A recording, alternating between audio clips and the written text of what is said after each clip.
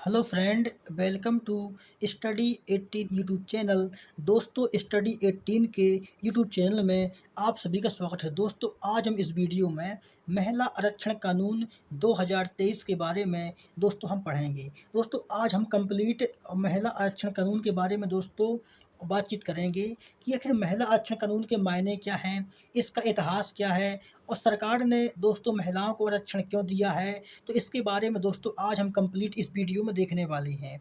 दोस्तों, आइए आज का वीडियो शुरू करते हैं। दोस्तों, अगर हम बात करें कि भारतीय राजनीति में और महिलाओं को पहली बार 33% का आरक्षण सरकार ने दिया है। मतलब महिलाओं को दोस्तों पहली बार 1/3 आरक्षण भारतीय राजनीति में सरकार ने दिया है। इसके दोस्तों मायने क्या हैं, सरकार ने क्यों दिया है, इसका इतिहास क्या है और आखिर सरकार महिलाओं को आरक्षण क्यों देना चाहती है। दोस्तों, आज हम इस वीडियो में कंप्लीट दोस्तों इसकी हिस्ट्री और पॉलिटी के बारे में दोस्तों आज हम बात करेंगे।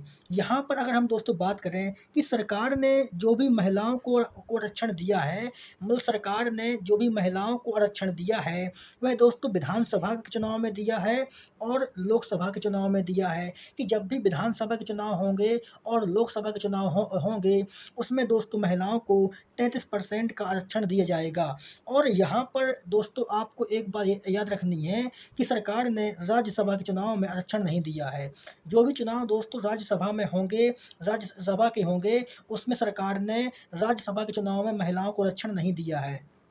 और इसमें से ऐसे अगर हम दोस्तों बात करें कि लोकसभा और विधानसभा, जब भी लोकसभा और विधानसभा के चुनाव होंगे उसमें केवल महिलाओं को 33% का आरक्षण दिया गया है। इसमें से अगर हम दोस्तों बात करें कि लोकसभा की वर्तमान में 543 सीटें हैं, मतलब 543, मतलब 543 जो सीट है वो लोकसभा की है। इसमें अगर हम दोस्तों 33% का आरक्षण लगा देते हैं तो वो सीटें 181 हो जाती हैं। मतलब दोस्तों बात करें कि अगर वर्तमान में ये 33% का आरक्षण लागू हो जाता है तो दोस्तों 543 सीटों में से जो 81 सीटें हैं वो महिलाओं के लिए आरक्षित हो जाएंगी। अगर सरकार वर्तमान में इस आरक्षण को लागू कर देती है तो जो भी पूरी टोटल लोकसभा की सीटें हैं तो टोटल लोकसभा की सीटों में से 181 जो सीटें हैं वो महिलाओं के लिए आरक्षित हो जाएंगी। इसमें से अगर हम दोस्तों बात करें कि राज्यों में जो भी विधानसभाओं की सीटें हैं उसमें भी सरकार ने 33% का आरक्षण देने का जो है वादा किया है। उसमें भी सरकार ने दोस्तों महिलाओं को 33% का आरक्षण दिया है। हमने यहाँ पर दोस्तों समझा कि सरकार ने कौन कौन से चुनावों में महिलाओं को आरक्षण दिया है, उसके मायने क्या हैं। इसके बाद हम दोस्तों यहाँ पर देखते हैं कि महिला आरक्षण कानून का इतिहास दोस्तों समझते हैं कि सरकार जो ये महिला आरक्षण बिल लेकर के आई है, कानून लेकर के आई है, इसका आखिर दोस्तों इतिहास क्या है। मतलब सरकार ने और किस प्रकार से यहाँ पर लोकसभा और राज्यसभा में महिला आरक्षण कानून को दोस्तों महिला आरक्षण बिल को पारित किया है, उसका इतिहास क्या है दोस्तों, इसके बारे में हम बात करते हैं। तो सबसे पहले 1996 में HD देवगौड़ा की सरकार ने पहली बार महिला आरक्षण बिल लेकर के आया था, लेकिन वह किसी कारणवश से पास नहीं हो पाया था। दोस्तों, ये जो महिला आरक्षण बिल है ये आज का नहीं है। इसको दोस्तों सबसे पहले 1996 में जब भारत के प्रधानमंत्री HD देवगौड़ा थे तो उनकी सरकार में सबसे पहले दोस्तों महिला आरक्षण बिल को लेकर के आया गया था। लेकिन वह किसी भी कारणवश से लोकसभा राज्यसभा में पास नहीं हो पाया था और यह उस समय का दोस्तों मतलब 81वां संविधान संशोधन था। इसके बाद जब यह बिल 1996 में यह किसी भी कारणवश से पास नहीं हो पाता है, उसके बाद दोस्तों यह जो बिल होता है ये दोबारा आता है 1998 और 2003 में। तो जब यह दोस्तों 1998 और 2003 में जब यह बिल आता है तो उस समय दोस्तों NDA की सरकार थी और अटल बिहारी वाजपेयी प्रधानमंत्री थे। और यह उस समय पर 4 बार आया था लेकिन किसी कारणवश से ये पास नहीं हो पाया था। उसके बाद यह 2009 में आता है और उस समय यूपीए की सरकार थी। तो दोस्तों यूपीए की सरकार थी तो उस समय भी यह बिल किसी भी कारणवश से पारित नहीं हो पाता है। और तो उसके बाद यह 2009 के बाद यह बिल 2010 में आता है। उस समय भी यूपीए की सरकार थी और यह उस समय राज्यसभा से पास हो जाता है लेकिन ये किसी भी कारणवश से लोकसभा से पास नहीं हो पाता है।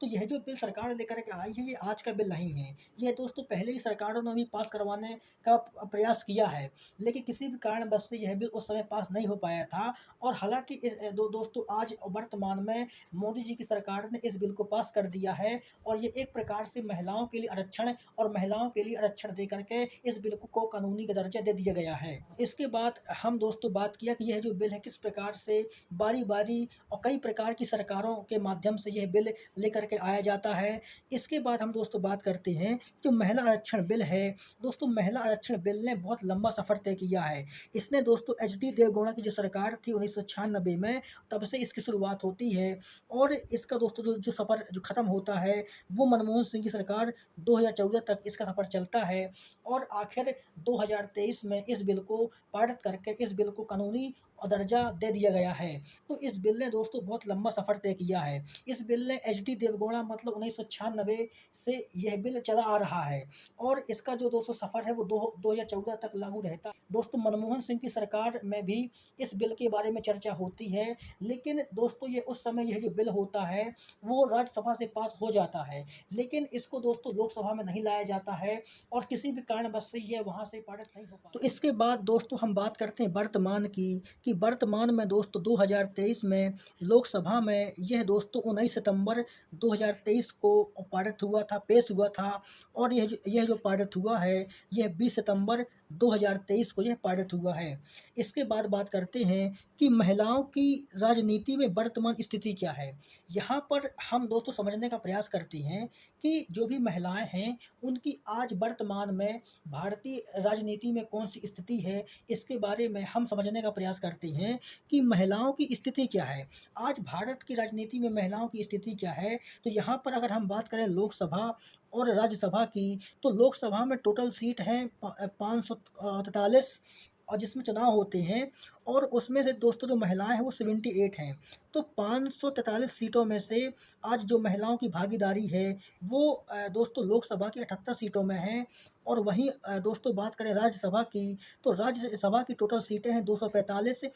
245 में से जो महिलाओं की भागीदारी है वो 25 सीटों पर है। मतलब कि 245 सीटों में से आज जो राज्यसभा की सीटें हैं वो महिलाओं के पास 25 सीटें हैं और यहाँ पर अगर हम टोटल की बात करें तो 78 सीट लोकसभा की है और 25 सीट राज्यसभा की है। तो टोटल आज 103 सीटों पर और महिलाओं का अधिकार है, जो कि देश के इतिहास में सबसे अधिक महिलाएं हैं। और यह दोस्तों जो आज की लोकसभा है ये 17वीं लोकसभा है। तो 17वीं लोकसभा में महिलाओं की जो भागीदारी है वो देश के इतिहास में सबसे ज़्यादा है और कभी भी किसी भी लोकसभा में 100 से और अधिक महिलाएं किसी भी लोकसभा में नहीं रही हैं।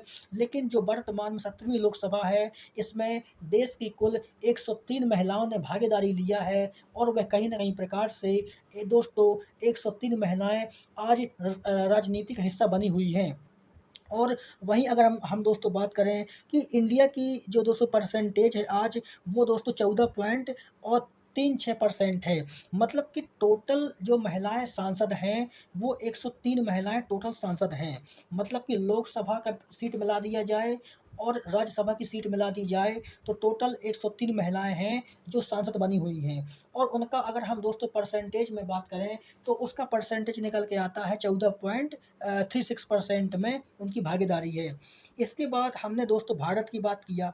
अब हम यहाँ पर बात करते हैं कि जो भी विदेशों की लोकसभाएं हैं, जो भी दोस्तों मतलब जिस देश में लोकतंत्र है या जिस देश में चुनाव होते हैं और जो भी दोस्तों विदेशों की लोकसभाएं हैं, तो वहाँ पर महिलाओं का परसेंटेज क्या है इसके बारे में हम बात करते हैं कि जो भी विदेशों की लोकसभाएं हैं उसमें दोस्तों महिलाओं का परसेंटेज क्या है, इसके बारे में दोस्तों बात करते कंपेयर करते हैं, भारत की विदेश से कंपेयर करते हैं कि भारत में जो महिलाओं की हिस्सेदारी है वो दोस्तों लगभग 14% हिस्सेदारी महिलाओं की राजनीति में है। वहाँ पर अगर हम यहाँ पर विदेश की बात करते हैं कि विदेश में किस किस प्रकार की लोकसभाओं में कितने प्रकार की महिलाओं की भागीदारी है, इसके बारे में समझने का प्रयास करते हैं।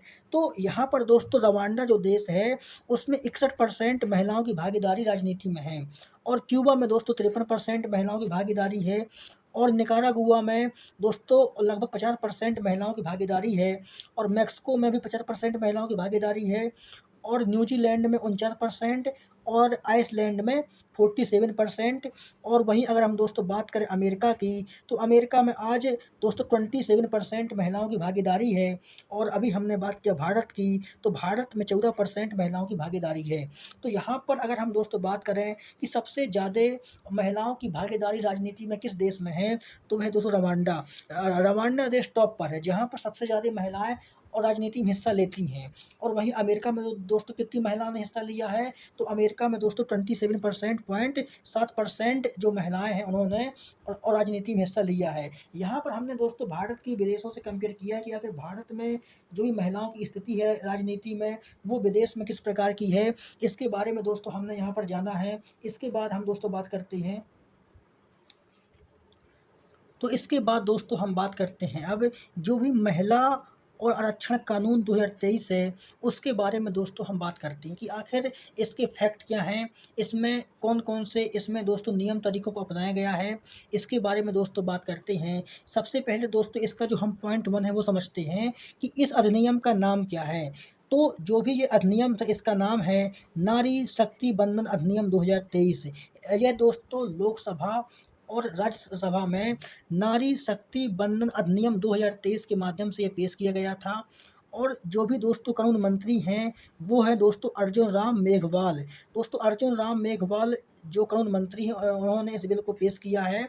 तो अर्जुन राम मेघवाल ये क्या है, ये वर्तमान में कानून मंत्री हैं और इन्होंने इस बिल को पेश किया है। इसके बाद दोस्तों इसका जो तीसरा फैक्ट समझते हैं वो क्या है कि यह दोस्तों अब तक का 128वां संशोधन विधेयक है। जो महिला आरक्षण कानून है ये अब तक का दोस्तों संविधान का 128वां संशोधन विधेयक है, जो कि दोस्तों संसद में पेश हुआ है। इसके बाद इसके दोस्तों चौथे फैक्ट के बारे में समझते हैं कि यह पारित कब हुआ है, तो यह पारित 20 सितंबर 2023 को पारित हुआ है। और इसके द्वारा दोस्तों महिलाओं को 33% का आरक्षण दिया गया है। इसके बाद इसके दोस्तों हम चौथे फैक्ट के बारे में समझते हैं। दोस्तों इसका जो चौथा फैक्ट है वो है दोस्तों सीटें कब बढ़ेंगी। मतलब कि मतलब कि दोस्तों यह जो महिला आरक्षण कानून 2023 बना है, इसमें महिलाओं के लिए सीटें कब बढ़ेंगी, मतलब महिलाओं को 33% का आरक्षण कब मिलेगा, इसके बारे में दोस्तों बात करते हैं कि महिलाओं को आरक्षण कब मिलेगा। तो इसमें दोस्तों कहा गया है कि परिसीमन के बाद 2029 के चुनाव में महिलाओं को आरक्षण मिलेगा। मतलब कि जो दोस्तों चुनाव अभी होंगे, है ना, जो चुनाव दोस्तों 24 में होंगे, जो चुनाव अभी 2024 में होंगे, तो उस चुनाव में महिलाओं को इस आरक्षण का लाभ नहीं मिलेगा। इसमें साफ-साफ कहा गया है। जो मतलब कि जब दोस्तों परिसीमन होगा, तो परिसीमन के बाद जब सीटें बढ़ाई जाएँगी और जब अगली लोकसभा के चुनाव होंगे, जब दोस्तों अगली लोकसभा आएगी और जब 2029 में अगले चुनाव होंगे, उसमें महिलाओं को आरक्षण मिलेगा। मतलब कि परिसीमन के बाद जब सीटें बढ़ेंगी और सीटों को बढ़ाने के बाद इसमें महिलाओं को आरक्षण दिया जाएगा, इसमें दोस्तों साफ-साफ कहा गया है। और यह जो आरक्षण है, यह जो मतलब आरक्षण है, ये आने वाले 15 सालों तक के लिए वैध रहेगा। मतलब कि जो सरकार महिलाओं को 33% का आरक्षण दे रही है, तो यह जो आरक्षण है, यह दोस्तों लागू होने के 15 सालों तक ये वैध रहेगा। उसके बाद फिर इसमें परिसीमन होगा, इसकी जाँच होगी और उसके बाद फिर दोस्तों इस आरक्षण को बढ़ाया जाएगा या घटाया जाएगा। तो इसमें सरकार ने क्लियर कर दिया है कि जो आरक्षण महिलाओं को मिलने वाला है, यह आरक्षण दोस्तों आने वाले 15 सालों तक ही मिलेगा। उसके बाद फिर इसकी जाँच होगी और सरकार को लगेगा कि महिलाओं का आरक्षण बढ़ाना चाहिए बढ़ाएँगे और सरकार को लगेगा कि महिलाओं का आरक्षण घटाना है तो हटाएँगे। इसके बाद हम दोस्तों बात करते हैं इसके 5वें फैक्ट की, कि इसमें अनुच्छेद 368 की बात की गई है, जिसमें दोस्तों सरकार को कानून बनाने का अधिकार है। और यह जो कानून है, यह राज्य की विधानसभाओं के लिए सरकार कानून बना सकती है। और इसमें कहा गया है कि सरकार अगर 50% मतलब कि स्टेट हैं, तो टोटल स्टेट 228 हैं। अगर टोटल स्टेट 28 हैं, टोटल राज्य 28 हैं, तो 28 राज्य में से अगर सरकार 14 राज्य में दोस्तों अगर सरकार 14 राज्यों की विधानसभाओं में इस बिल को पारित करवा देती है, तो यह दोस्तों समझ सकते हैं कि सरकार अब संपूर्ण राज्यों राज्यों की विधानसभाओं में इस बिल को लागू कर सकती है। इसके बारे में अनुच्छेद 368 में कहा गया है कि अगर टोटल 50% जो विधानसभाओं हैं, मतलब कि जो 28 में से 14 विधानसभाओं में अगर सरकार इस बिल को पारित करवा देती है, तो क्या होगा, तो दोस्तों संपूर्ण जो भी राज्य की विधानसभाएँ हैं, उसमें भी सरकार इस बिल को पारित कर सकती है। इसके बाद दोस्तों इसका जो छठवां फैक्ट है, वो है कि टोटल वोट कितने पड़े। मतलब कि जब यह महिला आरक्षण कानून लोकसभा में पारित करवाया गया, तो इसमें टोटल वोट कितने पड़े, हम इसके बारे में बात करते हैं। तो दोस्तों इसमें टोटल वोट 454 पड़े हैं और इसमें 2 वोट विरोध में पड़े हैं। इसके बाद दोस्तों हम बात करते हैं इसके 7वें फैक्ट की कि इसका 207वां फैक्ट क्या है, तो यह दोस्तों 28 राज्यों और 8 केंद्र शासित प्रदेशों में इसको लागू किया जाएगा। मतलब कि जो भी 28 राज्य हैं और दोस्तों 8 केंद्र शासित प्रदेश हैं, मतलब इस बिल को उन सभी में लागू किया जाएगा जहाँ-जहाँ विधानसभाएँ हैं, दोस्तों इस बिल को लागू किया जाएगा। इसके बाद दोस्तों हम बात करते हैं, तो इसके बाद दोस्तों बात करते हैं कि देश की विधानसभाओं में महिलाओं की क्या स्थिति है, इसके बारे में बात करते हैं कि जो भी देश की सभी विधानसभाएँ हैं, उसमें महिलाओं का कितना परसेंटेज है, इसके बारे में हम दोस्तों बात करते हैं। तो आंध्र प्रदेश, अरुणाचल प्रदेश, असम, गोवा, गुजरात, हिमाचल प्रदेश और कर्नाटक, केरल, मध्य प्रदेश, महाराष्ट्र और मणिपुर, मेघालय, सिक्किम, उड़ीसा और दोस्तों तमिलनाडु और तेलंगाना, त्रिपुरा और पुडुचेरी। तो जो भी ये दोस्तों राज्य हैं, तो इनमें क्या है, इनमें दोस्तों महिलाओं की 10% से भी कम भागीदारी है। मतलब कि जो भी ये राज्य हैं, इनमें महिलाओं की 10% से भी कम और राजनीति में भागीदारी है। तो दोस्तों हम ये कह सकते हैं कि ये राज्य जो है महिलाओं के बारे में, इनमें बहुत ही दयनीय स्थिति है। इसके बाद दोस्तों बात करते हैं बिहार की और हरियाणा, पंजाब, राजस्थान और उत्तराखंड, उत्तर प्रदेश और दिल्ली। इसमें दोस्तों महिलाओं की 10 से 12% की भागीदारी है। मतलब कि इन राज्यों में महिलाओं की और कम से कम 10 से 12% की राजनीति में हिस्सेदारी है। इसके बाद दोस्तों हम बात करते हैं कि सबसे अधिक हिस्सेदारी वाले राज्य, मतलब कि वो राज्य और जिन्होंने महिलाओं को सबसे अधिक राजनीति में हिस्सेदारी दिया है, इसके बारे में हम बात करते हैं। तो सबसे अधिक महिला और प्रतिनिधि, मतलब सबसे अधिक महिलाओं को दोस्तों राजनीति में किसने हिस्सेदारी दिया है, तो वो राज्य दोस्तों छत्तीसगढ़। तो दोस्तों छत्तीसगढ़ में 14%, लगभग 14% और महिलाओं की हिस्सेदारी है। और दोस्तों पश्चिम बंगाल में 13% हिस्सेदारी है और झारखंड में दोस्तों 12.35% की हिस्सेदारी है। अगर हम दोस्तों यहाँ पर बात करते हैं, तो सबसे ज़्यादा जो दोस्तों महिलाओं की हिस्सेदारी है, वो छत्तीसगढ़ में है। मतलब छत्तीसगढ़ की विधानसभा में सबसे ज़्यादा महिला विधायक हैं। ये हम दोस्तों बोल सकते हैं छत्तीसगढ़ की विधानसभा में सबसे ज़्यादा महिला विधायक हैं और यहाँ पर 14.44% जो है महिलाओं की हिस्सेदारी, जो कि दोस्तों क्या सबसे से अधिक है। तो यहाँ पर दोस्तों छत्तीसगढ़ राज्य ने टॉप किया है, जिसने सबसे अधिक महिलाओं को एक प्रकार से राजनीति में हिस्सेदारी दिया है। दोस्तों यहाँ पर आज का वीडियो दोस्तों ख़त्म करते, उम्मीद करते हैं दोस्तों कि आपको महिला आरक्षण कानून समझ में आया होगा। दोस्तों मिलते हैं अगले वीडियो में, जब तक के लिए आप सभी का धन्यवाद।